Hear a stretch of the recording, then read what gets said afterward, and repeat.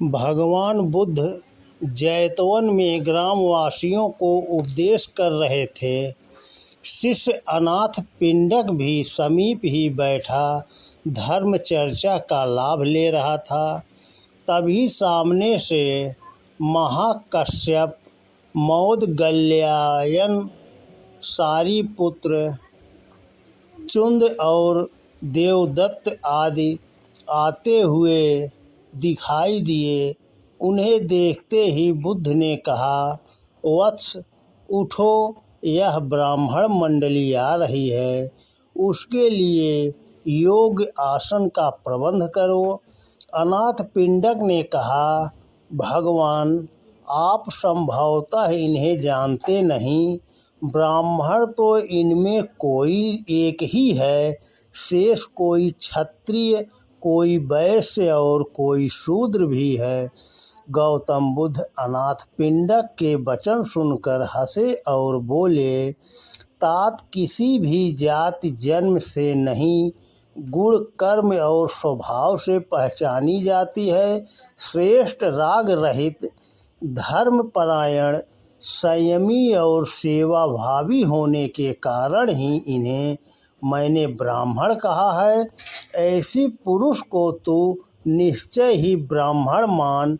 जन्म से तो सभी जीव शूद्र होते हैं। और उसी में अगली कड़ी है महाराज विक्रांत की कहानी। महाराज विक्रांत एक बार जंगल में भटक गए। रात में एक किसान के यहाँ शरण मिली। उसने महाराज की बहुत भावना पूर्वक आवभगत की। महाराज विदा हुए तो राजमुद्रा अंकित पहचान पत्र देकर कहा, कभी कष्ट हो, कुछ आवश्यकता हो तो सहर्ष राज दरबार में इसे लेकर चले आना। संयोगवश एक बार किसान की आर्थिक स्थिति बहुत खराब हो गई। उसके पास धन नहीं रहा। उसे पिछली घटना याद आई कि राजा ने मुझे मदद देने को कहा था और वह राज दरबार में पहुंचा। उस समय सम्राट पूजा घर में थे। आदेश पत्र के कारण प्रहरियों ने उसे वहां तक जाने दिया। किसान ने देखा महाराज स्वयं भगवान के सामने हाथ फैलाए कुछ मांग रहे हैं। यह देखकर उसका आत्मविश्वास जागा। उसने सोचा, जब भगवान ही सबको देता है तो मनुष्य से क्या मांगा जाए। वह आपस लौट पड़ा। महाराज ने देख लिया तो रोका और कुछ देने की इच्छा प्रकट की। इस पर किसान ने कहा, महाराज आया तो मांगने था, पर अब उसी से मांगूंगा जिससे आप भी मांगते हैं। तो दोस्तों नमस्कार। वीडियो पसंद आए तो ज़्यादा से ज़्यादा शेयर करें।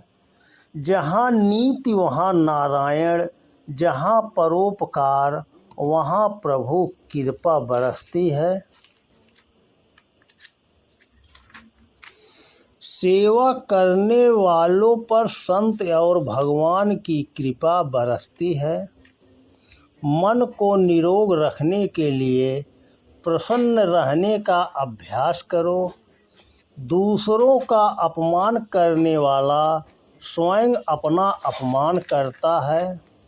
जिसका स्वभाव अत्यधिक सुंदर होता है वह भगवान का प्यारा होता है। संसार में दूसरों को मत रुलाओ, रुलाने वालों को स्वयं रोना पड़ता है। द्वेष पर प्रेम से विजय प्राप्त की जा सकती है। तन और मन दोनों को सत्कर्म में प्रवृत्त रखो।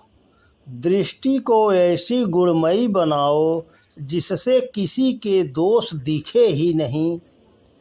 जीवन के अंतिम श्वास तक सत्कर्म करते रहो। तो दोस्तों नमस्कार। जय हिंद, जय भारत।